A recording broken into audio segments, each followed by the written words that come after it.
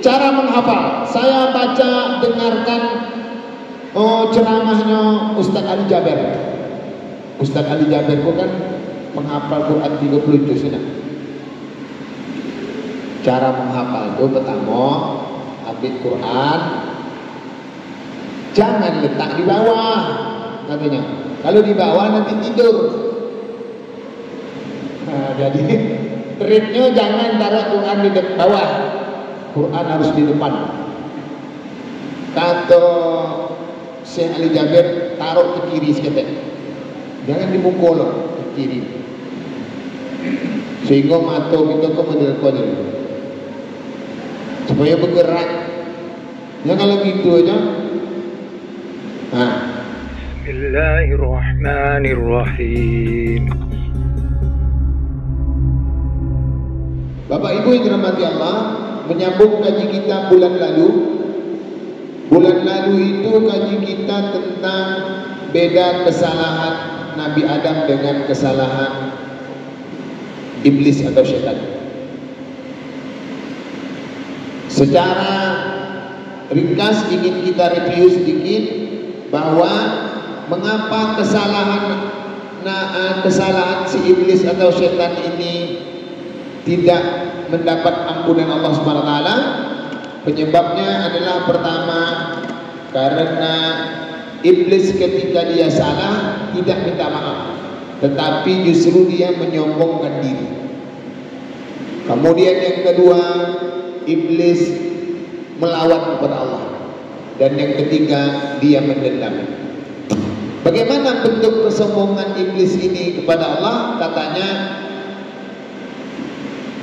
aku tak mungkin sujud kepada Adam tu ya Allah, karena aku lebih hebat dari Adam itu. Khalaqtani min nar wa khalaqtahu min tin. Aku diciptakan dari api, dia dari tanah. Hebat aku lagi. Wa ana khairun min. Aku lebih hebat dari dia. Lalu karena iblis ini tadi sombong, maka dia dikeluarkan Allah dari surga. Qala fa'bidhu minha fama yakunu laka an tatakabbaru fiha. Turunkan dari surga ini, kata Allah, tak pantas engkau menyombongkan di sini. Fakhruj, keluar. Innaka minas sawirin, kau tak ada apa-apanya. Nah, jadi marah Allah karena dia sombongnya. Terus Allah dah marah, dia tak juga minta maaf. Lalu dia katakan kepada Allah, qala anzurni ila yaumi yub'atsun. Karena engkau dah mengusir aku, maka hidupkanlah aku sampai hari berbangkit. Kata Allah, oke, engkau termasuk orang yang ditangguhkan, atau zat yang ditangguhkan, makhluk yang ditangguhkan. Tidak juga dia minta maaf. Yang ketiga, dia mendendam kepada Allah. Oke, karena engkau dah menghukum aku orang tersesat, baiklah. Qala fa bima aghwaytani la aq'udanna lahum siratakal mustaqim. Kau kan dah mengecap aku ini tersesat, aku pun akan menyesatkan seluruh hamba-hamba engkau dari jalan yang lurus. Allah pula nak diancam. Hebat iblis ni baru, kan? Nah, lalu kata Allah, karena dia macam-macam, qala khruj minha madhuman madhura. Keluarlah kau iblis, kata Allah, dari surga ni dalam keadaan terhina dan terusir. Keluar. Laman tabi'aka minhum la'amla'anna jahannama minkum ajma'in. Engkau dan siapapun orang-orang yang mengikut engkau, la'amla'anna jahannam, akan dicampakkan ke neraka jahannam. Ajma'in, semuanya. Inilah akhir kisah dari iblis atau syaitan. Beda dengan Nabi Adam. Nabi Adam ini salah juga.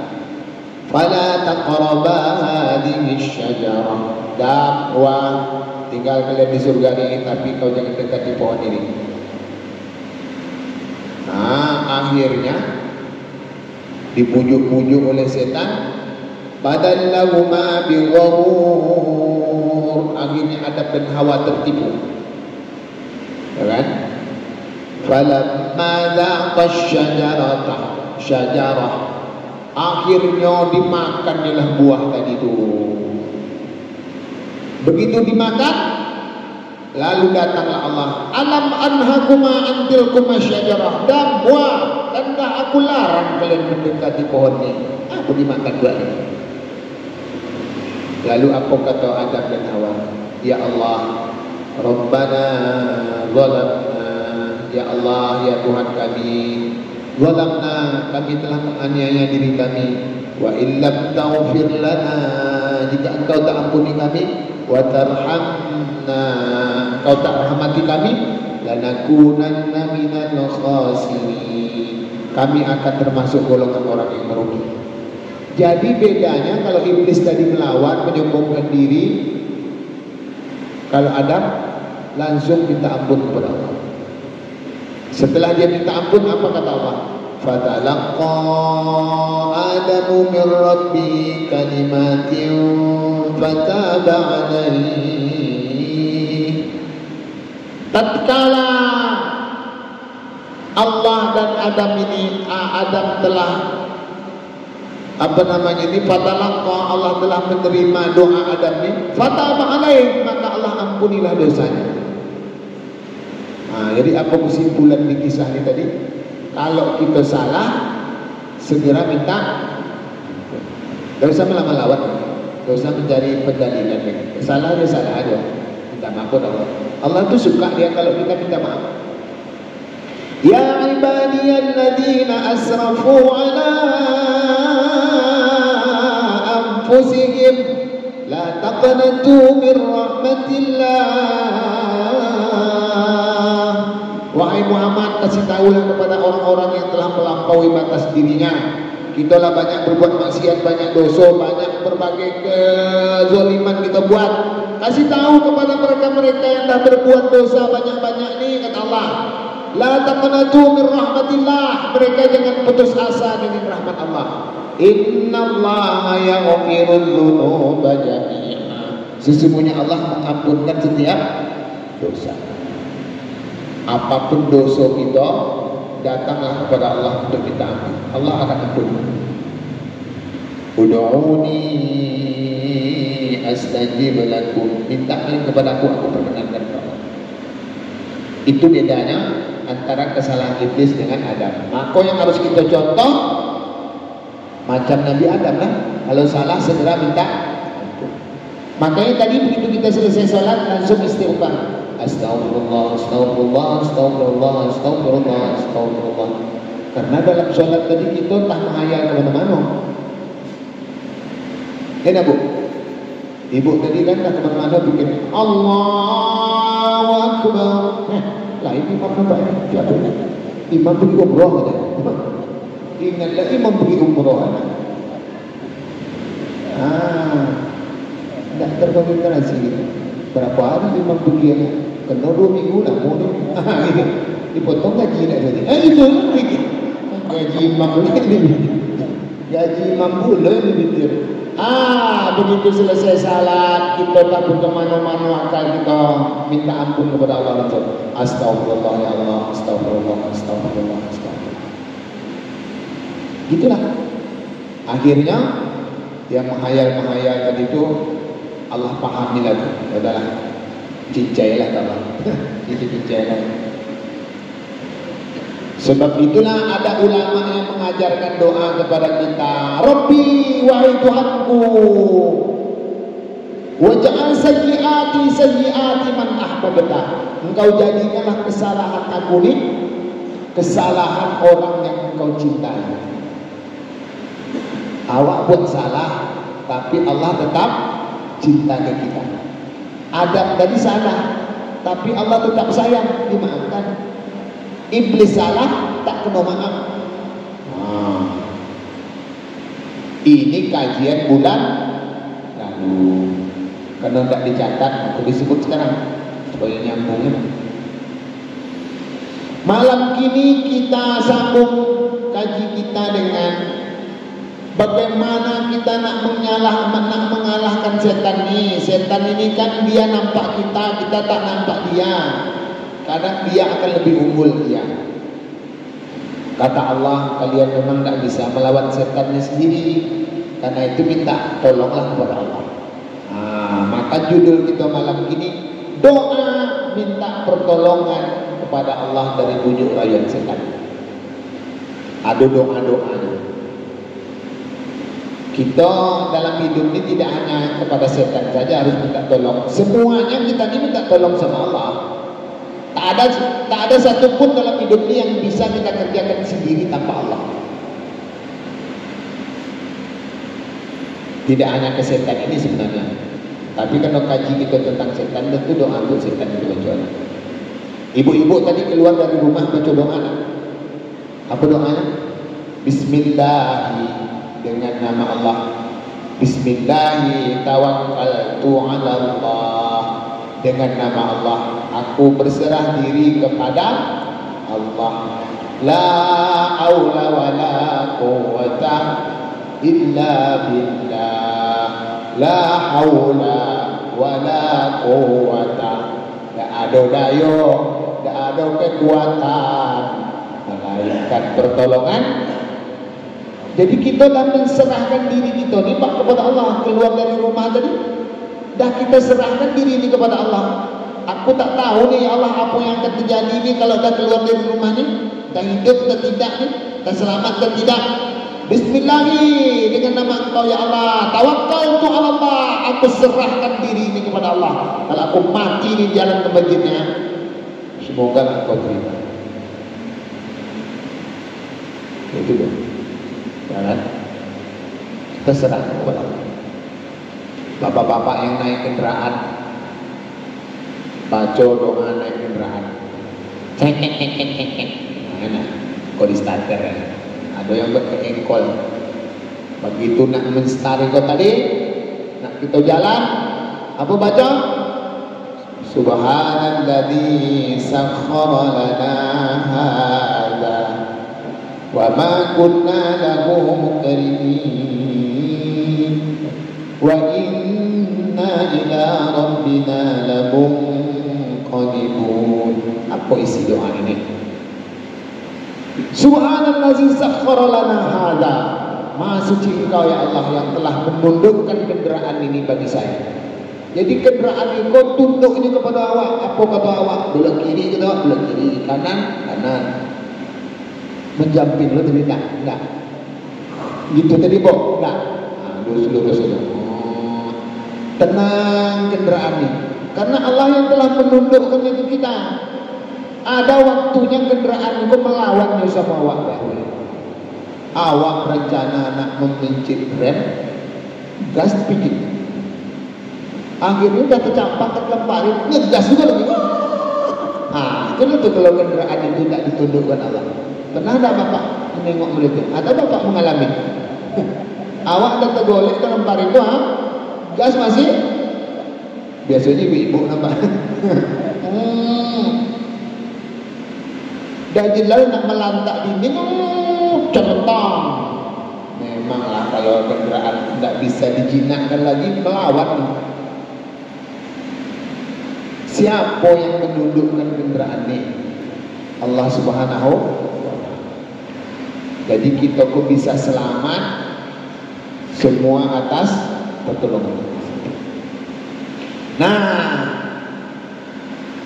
untuk syaitan ini apa doa kita? Banyak. Di antara doa yang banyak itu adalah kalimat isti'adzah. A'udzu billahi minasyaitonir rajim. Apa artinya, Bu? A'udzu billah, aku berlindung billah kepada Allah minasyaitonir rajim,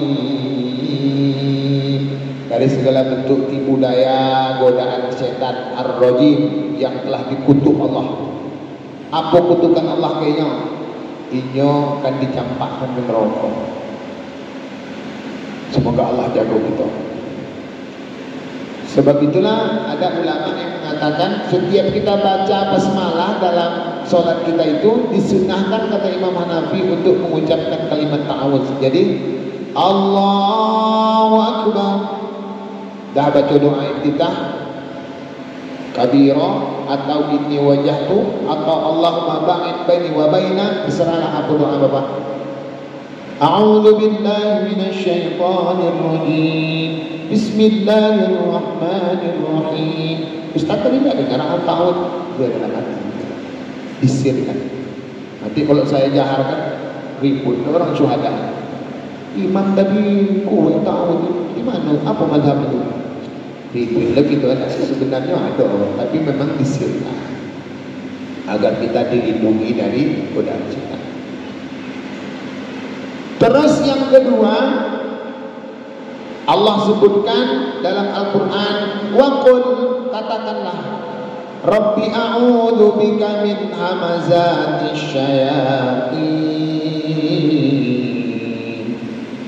Ini kalau yang belum hafal kita ulang.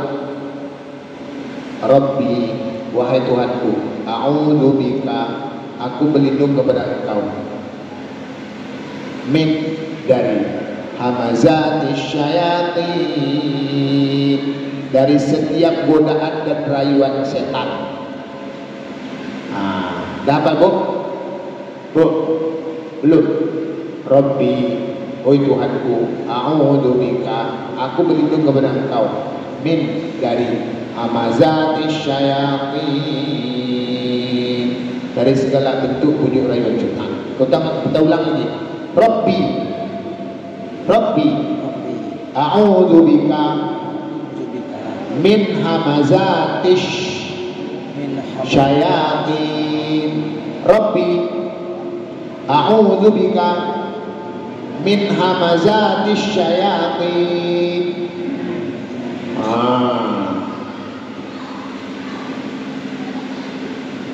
Awak payah menghafal Ustaz, awak dah tua. Ibu, awak jangan melemahkan diri sendiri.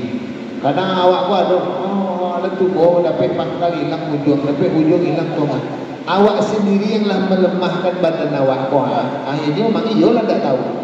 Kita katakan kepada diri kau, aku bisa. Insya Allah bisa tu. Ya kan? Insya Allah bisa. Ikut surah apa tu Ustaz? Awak lupa lah, ntar awak carikan ya. Awak pun kadang di situ belum tak hebat. Ayat apa tapi tak tahu di mana tu surah. Kita cari, tanya ke Datuk Google. Tok, ayat apa tu Tok? Rabbi a'udhu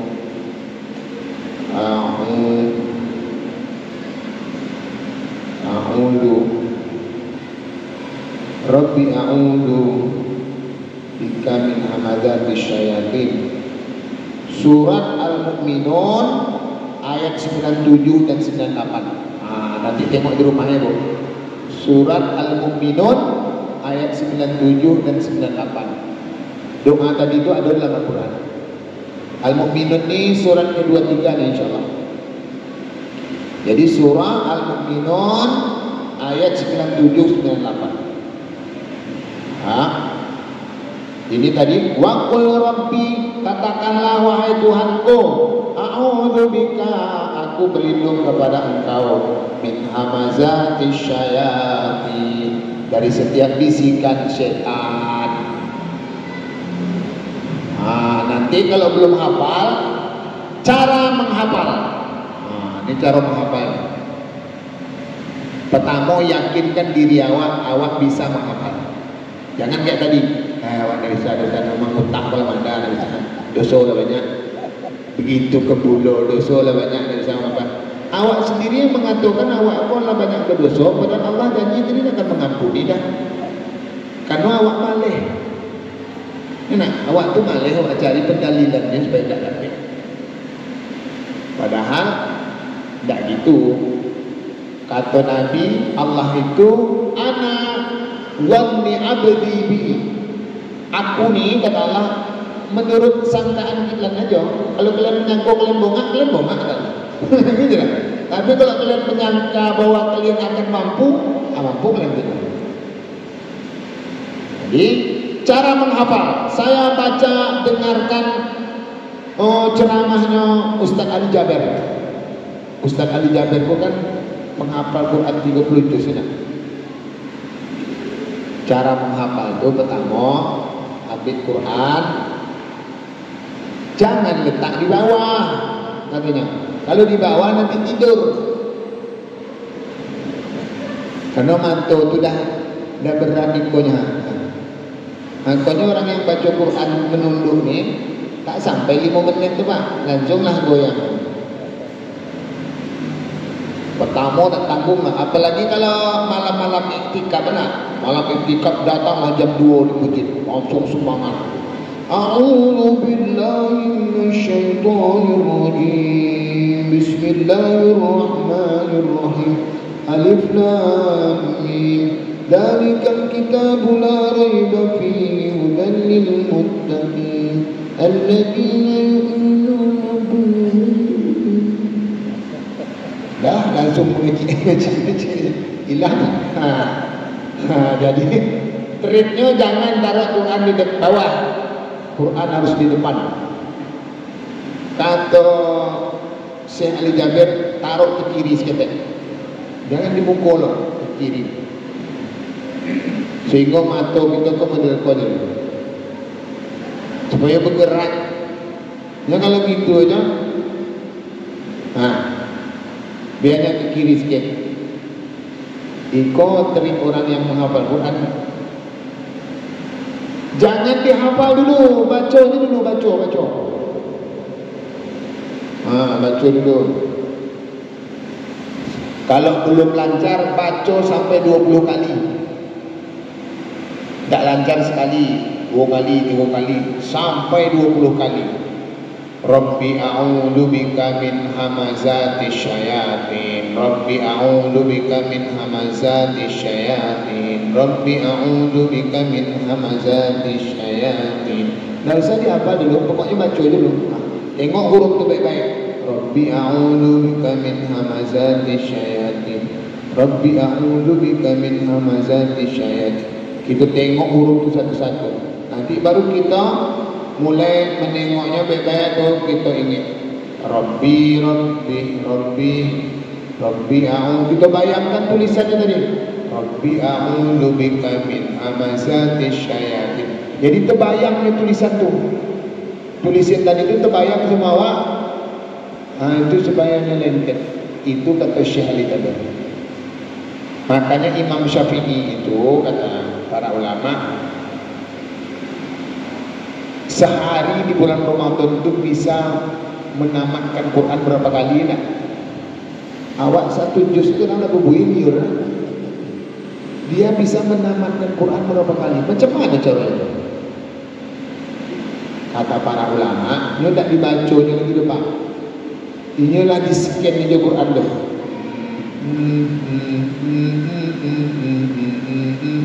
Karena otaknya yang membaca lagi. Tidak pakai lisan. Kalau lisan tak tolong depan. Kitanya di scannya tulisan tadi, yang hafalannya tadi tu.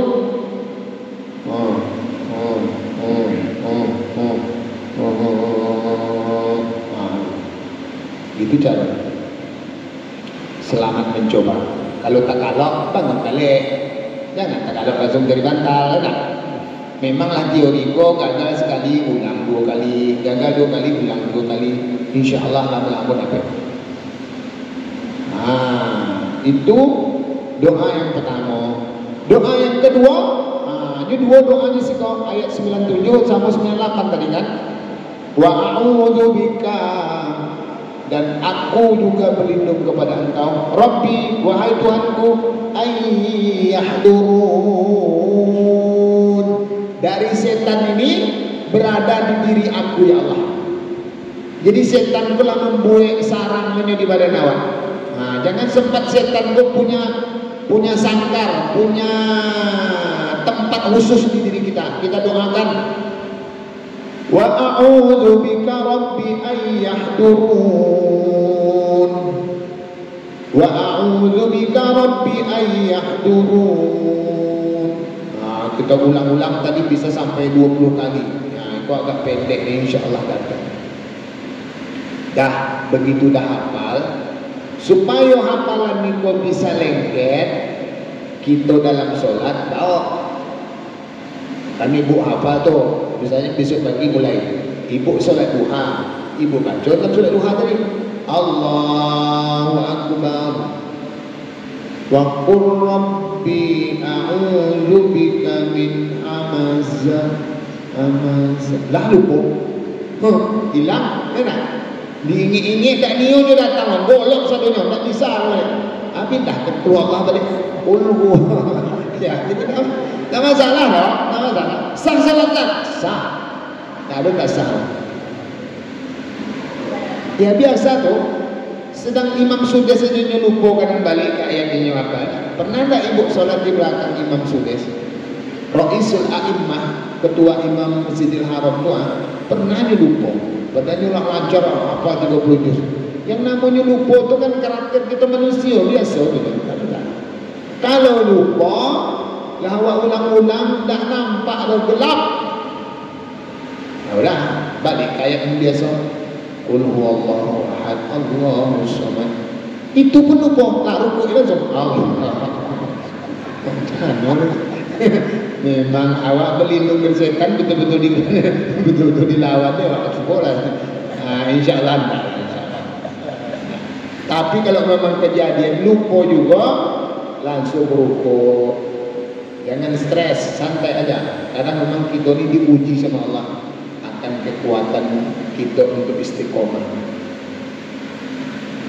Biasanya ayat-ayat yang sudah kita bawa dalam sholat itu dia akan lebih kokoh hafalannya. Lancar kita bawa dalam sholat, insya Allah itu akan lebih kokoh. Betul. Tambah sehari gak 2 ayat, tambah 2 hari gak 2 ayat, tambah sehari 2 ayat.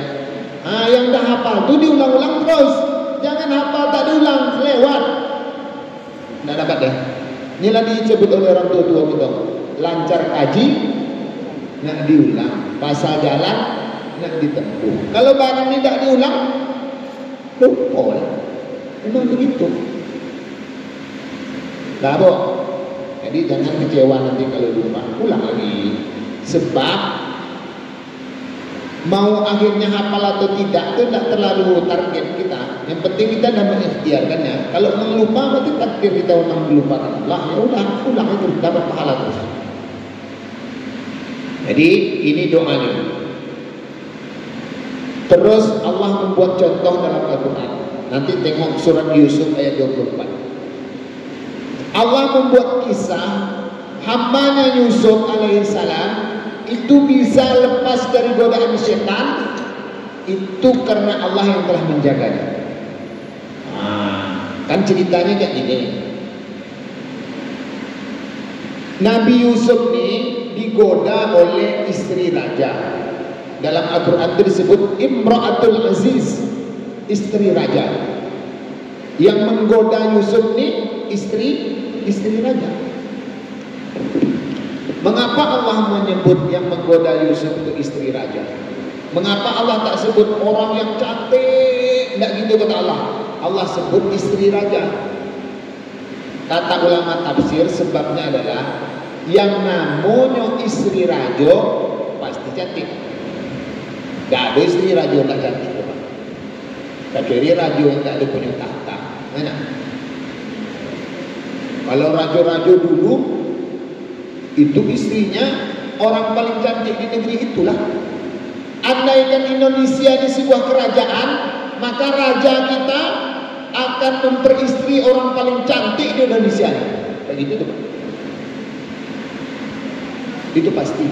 Dari dulu kayak gitu. Makanya suatu ketika dikisahkan Nabi Ibrahim ini pergilah bersama istrinya yang bernama Sayyidah Sarah. Sarah ini terkenal di zamannya manusia paling cantik. Akhirnya bertemu dengan raja. Seketik diambil dia raja oleh Sarah. Ditanya ke Ibrahim, "Man dia? Siapa dia?" Oh, akhirnya dijawablah oleh Nabi Ibrahim, "Dia ukhti, inyoko saudara perempuan Allah." Kalau disebut istri, diambilnya itu Pak. Nyelainlah sensasi merobek bini orang kok. Wah, itu dulu zaman dulu itu benar. Kalau disebut saudara, dia mau baik-baik dia ke kita, karena kita ini nanti akan jadi wali dia kan. Dia tak mau dia main serobot-serobot. Tapi kalau disebut istri kita, diambilnya. Ada lagi kisah Nabi Daud. Nabi Daud ini berapa orang istrinya? 99 ya. Akhirnya dia nak berbini ke mi'ah, 100. Siapa orang yang nak berbini oleh Nabi Daud yang ke 100 Pak? Bini orang. Nampaklah dia orang cantik. Rupanya orang cantik ini istri dari panglima dia, panglima perang. Dikisahkan dalam tafsir Ibnu Katsir, akhirnya panglima disuruhnya memimpin perang. Maksudnya apa? Mati nanti kan, jadol tapi dia. Nah, dimainkannya, rupanya yo mati panglima ini. Jadol lah bini kok dikawinnya ya. Aku lah bini ke 100 Nabi Daud. Lalu Allah menegur Nabi Daud. Bagaimana cara Allah menegur Nabi Daud ini? Diutusnya lah 2 malaikat yang berubah wujud menjadi manusia. Nabi Daud ini dalam sepekan itu menjadikan waktu itu dibagi 3. Hari pertama beribadah kepada Allah. Hari kedua melayani masyarakat, di rajo. Hari ketiga untuk istri-istrinya yang banyak. Pas malaikat itu datang, Nabi Daud sedang beribadah. Rupanya hari untuk beribadah hari itu. Begitu malaikat yang menyamar sebagai manusia ini datang, kami ingin bertemu dengan Raja Daud.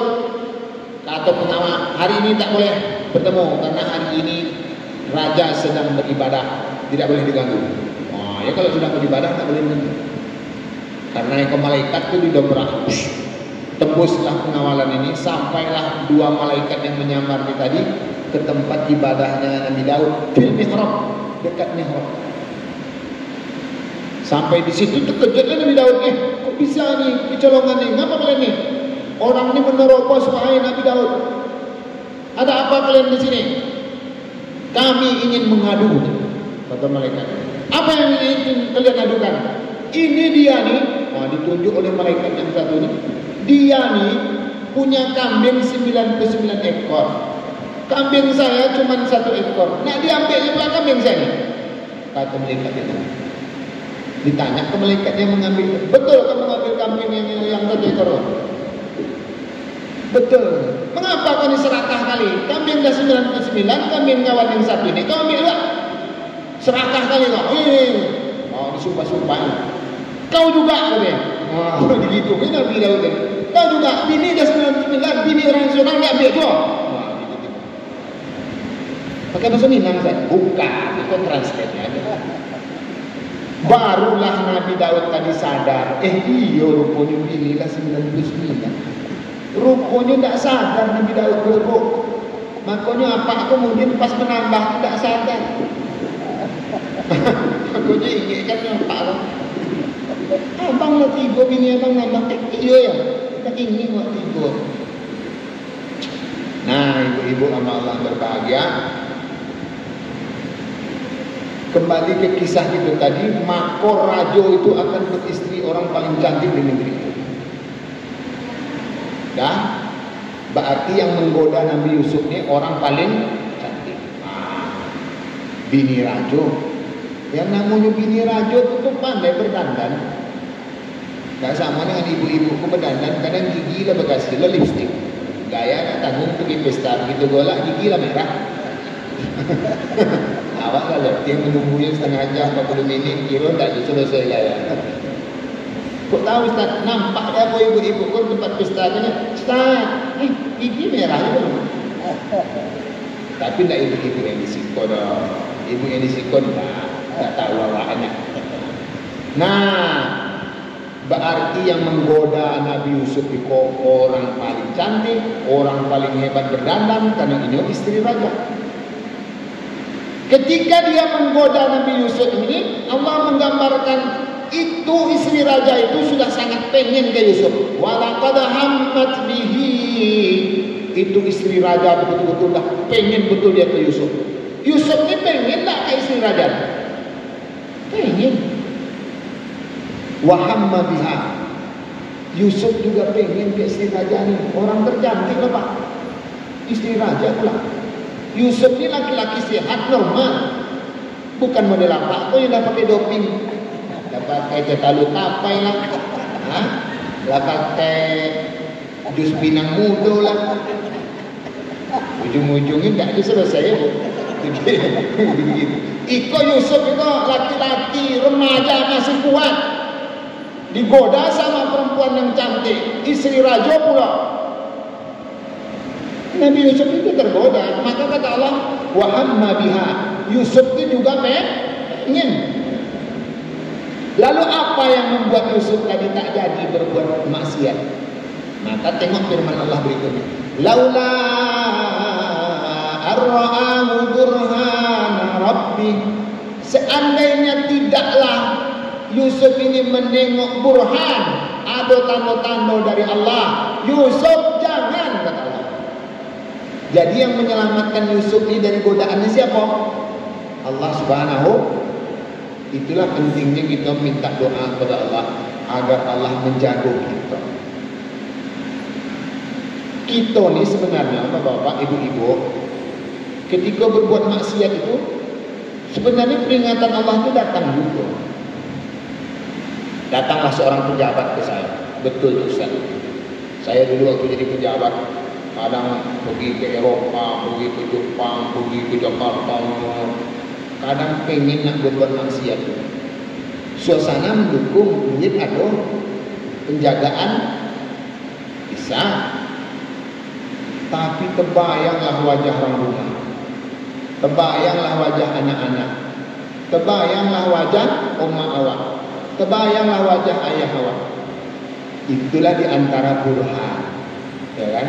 Itu Allah sedang mengingat, jangan, kata Allah, jangan. Mau yang kebablasan lo jangan-jangan antara orang tahu gitu itu mana? Akhirnya kena juga. Jadi ada burhan. Lalu kata Allah, kadzalika linasrifa anhu as-su'a wal fahsya. Demikianlah aku, kata Allah, ingin menjaga Yusuf ini dari berbuat berbuat jelek, fahsya, berbuat keji. Innahu min ibadinal mukhlasin. Sesungguhnya Yusuf ini adalah bagian dari hamba-hambaku yang ikhlas, kata Allah. Jadi memang untuk kita bisa menahan diri dari godaan setan ini, di samping kita harus minta tolong kepada Allah, kita harus menjadi orang-orang yang ikhlas. Jadi Yusuf ini digambarkan orang yang ikhlas. Macam mana ikhlas nih? Ikhlas itu kita berbuat hanya untuk Allah, bukan karena kita. Sebenarnya kalau diikutkan keinginan Yusuf, keinginan dia, Yusuf ini pengen. Dia laki-laki yang normal, pengen nih sebenarnya. Tetapi dia tahan keinginannya ini karena Allah katakan, Yusuf jangan. Itulah yang ikhlas itu Pak. Makanya surat Al-Ikhlas, apa surat Al-Ikhlas itu apa bunyinya? Qul huwallahu ahad. Apa sebab namanya surat Al-Ikhlas? Sebenarnya dalam Al-Quran ini disebut surat Al-Baqarah, ada kata Baqarah di dalam. Baqaratun safra'u faqi'un lawnuha tasurrun nadhirin. Ada kata Baqarah, surat Baqarah. Disebut surat An-Nisa karena ada kata An-Nisa. Ya ayyuhan nasu u'budu rabbakum alladhi khalaqakum min nafsin wahidah wa khalaqa minha zawjaha wa batha minhuma rijalan katsiran wa nisaa. Nisa disebut surat An-Nisa. Surat Ali Imran, mengapa disebut Ali Imran? Karena Allah bercerita tentang keluarga Imran. Ya kan? Walaqad ataina Luqman. Nah, itu kalau surat Luqman ada kata Luqman. Disebut surat Imran karena ada Imran.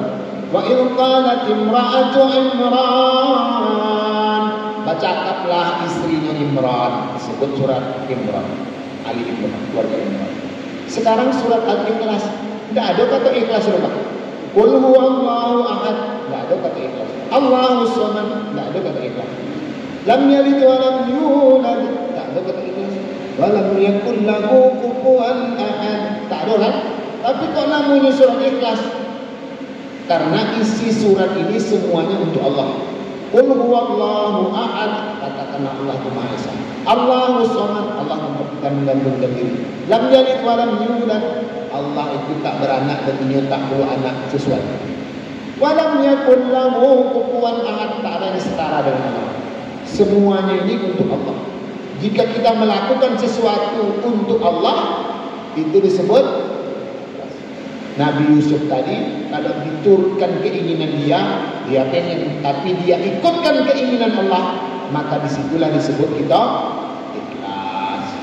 Makanya bapak-bapak, ibu-ibu yang sudah menjadi tim sukses calon-calon wali kota, gubernur, kalau dah menolong aja. Nanti jangan awak dah menolong ini untuk kasih dan malam, apa tidak awak dapat mana utangnya. Itu namanya dah ikhlas betul. Ya kan? Makanya apa kalau jelas nak ikhlas, yang joleh dulu, yang bagi kecil ke pilihan yang tak ada salin. Ini memang tak ada kalau kita ikhlas baik, yang joleh dulu. Siapa kau calon tu berapa? 300 pak, yang 500 kita pilihnya. Gitu.